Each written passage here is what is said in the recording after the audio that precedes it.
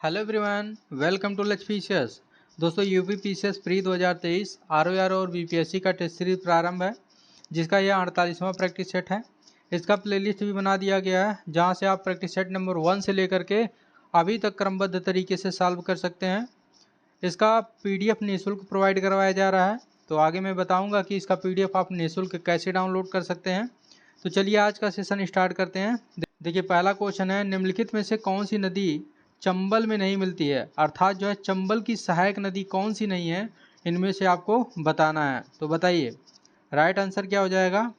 Right answer हो जाएगा सी, बेतवा। देखिए बेतवा नदी चंबल की सहायक नदी नहीं है, बेतवा नदी जो है यमुना की सहायक नदी है।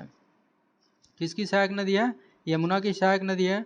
बाकी क्षिप्रा, काली सिंध और पार्वती ये जो है चंबल की सहायक नदियां हैं। चलिए देखते हैं। देखिए बेतवा नदी मध्य प्रदेश के विंध्य पर्वत श्रृंखला से निकलती है। यह उत्तर प्रदेश के हमीरपुर जिले में यमुना नदी से मिलती है। शेष नदियां चंबल की सहायक नदियां हैं। चलिए नेक्स्ट क्वेश्चन देखते हैं। देखिए क्वेश्चन नंबर 2 है, मोरीबंद डेल्टा निम्नलिखित में से किस डेल्टा का एक उपभाग है? तो आपको बताना है कि मोरीबंद डेल्टा किसका एक उपभाग है। देखिए यहाँ पर 4 डेल्टा दिए गए हैं, तो आपका राइट आंसर क्या हो जाएगा। राइट आंसर है सी, बंगाल डेल्टा, जिसे सुंदरबन डेल्टा के नाम से भी जानते हैं, उसका यह जो है उपभाग है। चलिए देखते हैं।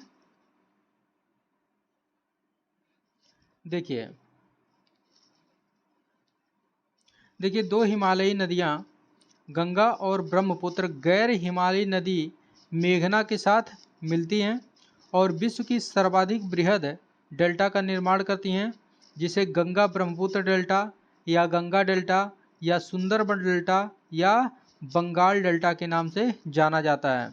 अच्छा बताइए, ब्रह्मपुत्र नदी पर असम में विश्व की सबसे बड़ी एक नदी द्वीप है, जिसका क्या नाम है? तो उसका नाम है मांजुली। याद रखिएगा, काफ़ी पूछा जाता है, बहुत इंपॉर्टेंट क्वेश्चन है मांजुली। चलिए देखते हैं। देखिए ये जो डेल्टा है इसको जो है 2 भागों में बांट दिया गया है। कौन सा डेल्टा? जो बंगाल डेल्टा है, जिसे सुंदरबन डेल्टा के नाम से जाना जाता है, इसे 2 भागों में बांटा गया है। एक जो है पश्चिमी निष्क्रिय डेल्टा और एक पूर्वी सक्रिय मेघना डेल्टा। देखिए जो पश्चिमी निष्क्रिय डेल्टा है इसको भी जो है 3 उपभागों में बांटा गया है। एक है मोरीबंद डेल्टा, दूसरा है प्रौढ़ा डेल्टा और तीसरा है ज्वार सक्रिय डेल्टा। तो इसी का जो है एक पार्ट है मोरीबंद डेल्टा, इसी के बारे में पूछा गया है। इसका नामकरण किसने किया था? तो बागची ने इसका जो है नामकरण किया था। चलिए नेक्स्ट क्वेश्चन देखते हैं। देखिए क्वेश्चन नंबर 3 है, तिब्बत में मानसरोवर झील के पास जिस नदी का स्रोत है वह है। तो बताइए मानसरोवर झील के पास से किस नदी का जो है उद्गम होता है, ये बताना है। तो देखिए ऑप्शन दिया गया है ब्रह्मपुत्र, सतलुज और सिंधु। तो आपका राइट आंसर क्या हो जाएगा? राइट आंसर है डी, उपर्युक्त सभी। उपर्युक्त सभी नदियों का उद्गम कहाँ है? मानसरोवर झील के पास से होता है। चलिए देखते हैं। देखिए ब्रह्मपुत्र, सतलज, ये सतलज है। सिंधु नदियों का जो है स्रोत तिब्बत में मानसरोवर झील के पास स्थित है। चलिए नेक्स्ट क्वेश्चन देखते हैं। देखिए सारे क्वेश्चन इंपॉर्टेंट है, इसको केयरफुली आप लोग सॉल्व करिएगा। देखिए क्वेश्चन नंबर 4 है, राज्य के नीति निर्देशक सिद्धांत किस प्रकार मौलिक अधिकारों से भिन्न है? तो बताना है नीति निर्देशक तत्व किस प्रकार से मौलिक अधिकार से भिन्न है। देखिए 4 ऑप्शन दिए गए हैं, तो बताइए कौन सा सही है। तो आपका राइट आंसर हो जाएगा सी, निर्देशक सिद्धांत परिवर्तनीय नहीं है, अर्थात जो है वाद योग्य नहीं है। क्या नहीं है? वाद योग्य नहीं है, अर्थात जो है इसके विरुद्ध जो है न्यायालय में नहीं जाया जा सकता है, न्यायालय इसे लागू नहीं करवा सकता है। किंतु जो है मौलिक अधिकार परिवर्तनीय है, अर्थात जो है वाद योग्य हैं। यदि इसका जो है उल्लंघन किया जाता है तो इसके विरुद्ध जो है न्यायालय में जा सकते हैं आप, और न्यायालय इसे लागू करवा सकता है, ये वाद योग्य है। चलिए देखते हैं।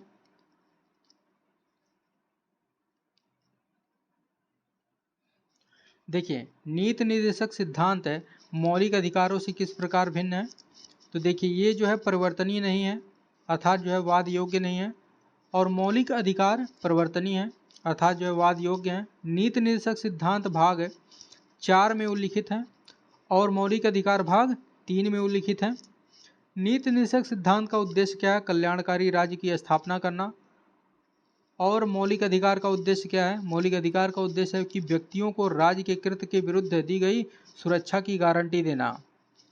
चलिए नेक्स्ट क्वेश्चन देखते हैं। देखिए क्वेश्चन नंबर 5 है, समान कार्य के लिए समान वेतन भारत के संविधान में सुनिश्चित किया गया एक बताइए। तो समान कार्य के लिए समान वेतन कैसा है? तो आपका राइट आंसर क्या हो जाएगा? राज्य का नीति निर्देशक सिद्धांत का एक अंग है। चलिए देखते हैं। देखिए समान कार्य के लिए समान वेतन भारत के संविधान में सुनिश्चित किया गया राज्य के नीति निर्देशक सिद्धांत का अंग है। देखिए अनुच्छेद 39 घ में यह प्रावधान किया गया है कि पुरुष और स्त्री दोनों का समान कार्य के लिए समान वेतन होना चाहिए। ये नीति निर्देशक तत्व में जो है प्रावधान किया गया है। और संविधान के अनुच्छेद 39 घ के अनुसरण में संसद द्वारा 1976 में एक समान पारिश्रमिक अधिनियम पारित किया गया था। इसके संबंध में संसद द्वारा एक कानून बनाया गया था।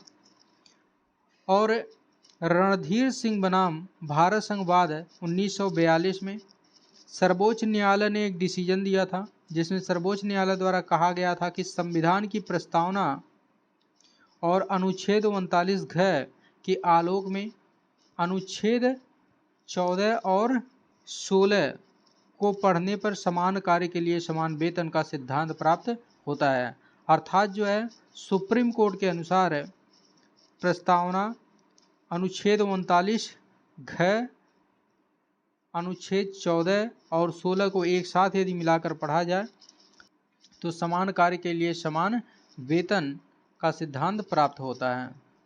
चलिए देखते हैं। देखिए क्वेश्चन नंबर 6 है, विश्रामपुर किसके खनन के लिए प्रसिद्ध है? तो बताइए किसके खनन के लिए विश्रामपुर प्रसिद्ध है? तो विश्रामपुर कहाँ है? तो विश्रामपुर जो है छत्तीसगढ़ में है। याद रखिएगा, काफ़ी इंपॉर्टेंट क्वेश्चन है, कई बार पूछा गया है। तो ये जो है किसके लिए प्रसिद्ध है? तो ये जो है कोयला के लिए प्रसिद्ध है, कोयला खनन के लिए। तो आपका राइट आंसर सी हो जाएगा। चलिए देखते हैं।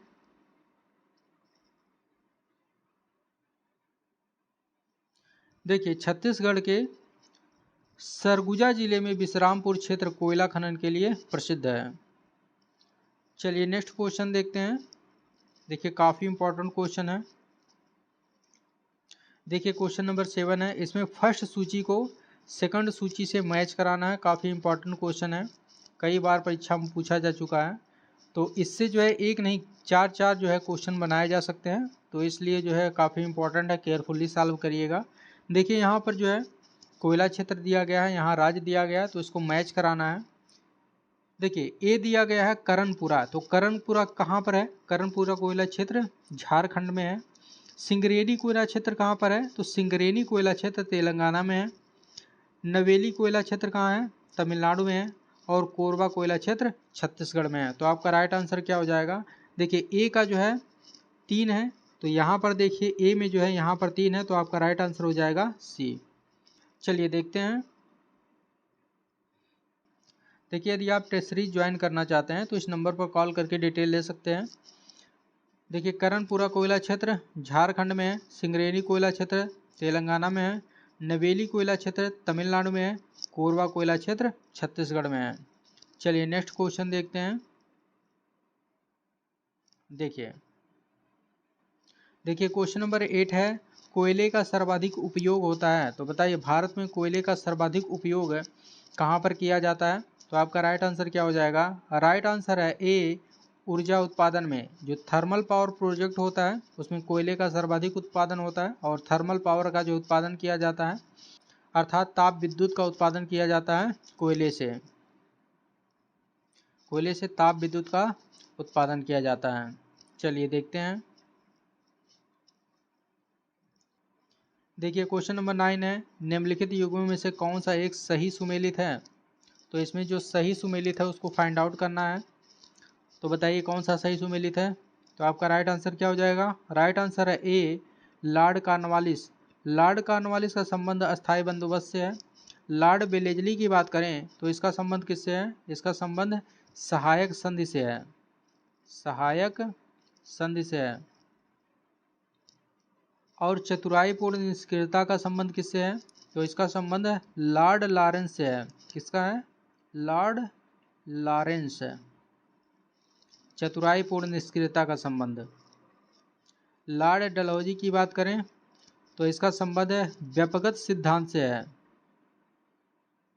व्यपगत सिद्धांत से है, जिसे हड़प नीति भी कहा जाता है। और लॉर्ड कैनिंग का संबंध किससे है? तो लॉर्ड कैनिंग का संबंध है विधवा पुनर्विवाह से है, विधवा पुनर्विवाह, विधवा पुनर्विवाह से इसका संबंध है।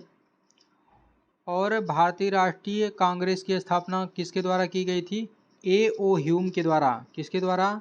ए ओ ह्यूम के द्वारा। ठीक है, चलिए देखते हैं।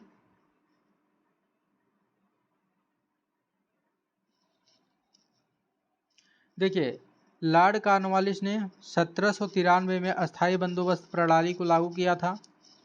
चतुराईपूर्ण निष्क्रियता, जिसे कुशल आक्रमणता की नीति कहा जाता है, जॉन लॉरेंस से संबंधित है। सहायक संधि का संबंध किससे है? लॉर्ड वेलेजली से है। और व्यपगत सिद्धांत का संबंध लॉर्ड डलहौजी से है। भारतीय राष्ट्रीय कांग्रेस की स्थापना ए ओ ह्यूम के द्वारा किया गया था। किसके शासनकाल में? लॉर्ड डफरिन के शासनकाल में। और लॉर्ड डफरिन का शासनकाल कब से कब तक था? ये भी काफ़ी इंपॉर्टेंट क्वेश्चन है। 1884 से 1888 तक, इसको याद रखिएगा। चलिए देखते हैं। देखिए, क्वेश्चन नंबर 10 है, निम्नलिखित में से सही सुमेलित नहीं है। तो बताइए कौन सा जो है असुमेलित है, बताना है। तो आपका राइट आंसर क्या हो जाएगा? देखिए, लॉर्ड कॉर्नवालिस का संबंध किससे है? तो लॉर्ड कॉर्नवालिस का संबंध है, अभी आप पढ़ चुके हैं, अस्थायी बंदोबस्त से है, सही है। लॉर्ड वेलेजली का संबंध किससे है? सहायक संधि से है, पढ़ चुके हैं आप अभी। लॉर्ड विलियम बेंटिंक का संबंध किससे है? तो 1829 है का 17वां रेगुलेशन, तो इसका संबंध इससे है, सही है। तो आपका राइट आंसर क्या हो जाएगा? राइट आंसर हो जाएगा सी, क्योंकि जो है लॉर्ड हेस्टिंग के शासनकाल में द्वितीय आंग्ल मराठा युद्ध नहीं हुआ था, बल्कि जो है तृतीय आंग्ल मराठा युद्ध हुआ था। तृतीय, याद रखिएगा, तृतीय आंग्ल मराठा युद्ध हुआ था। चलिए देखते हैं। देखिए, द्वितीय आंग्ल मराठा युद्ध 1803 ईस्वी से 1805 ईस्वी के मध्य हुआ था। किसके शासनकाल में हुआ था? तो लॉर्ड वेलेजली के शासनकाल में हुआ था। लॉर्ड वेलेजली का संबंध किससे है? सहायक संधि से है। और लॉर्ड हेस्टिंग के शासनकाल में तृतीय और अंतिम आंग्ल मराठा युद्ध हुआ था, जो कि 1817 से 1818 में हुआ था। और तृतीय आंग्ल मराठा युद्ध में मराठों की पराजय के पश्चात लॉर्ड हेस्टिंग ने पेशवा की गद्दी को 1818 में समाप्त कर दिया और पश्चिमी भारत में स्थित पेशवा के समस्त प्रदेश को मुंबई प्रेसिडेंसी में जो है सम्मिलित कर लिया गया था। चलिए नेक्स्ट क्वेश्चन देखते हैं। देखिए, क्वेश्चन आप लोगों के लिए है, इसका आंसर आप लोगों को कमेंट बॉक्स में देना है। इसका पीडीएफ आप हमारे टेलीग्राम चैनल लक्ष्य पीसीएस से प्राप्त कर सकते हैं, जिसका लिंक डिस्क्रिप्शन बॉक्स में दिया गया है। अदरवाइज लक्ष्य पीसीएस के नाम से सर्च भी कर सकते हैं। तो चलिए मिलते हैं नेक्स्ट वीडियो में, तब तक के लिए जय हिंद, जय भारत।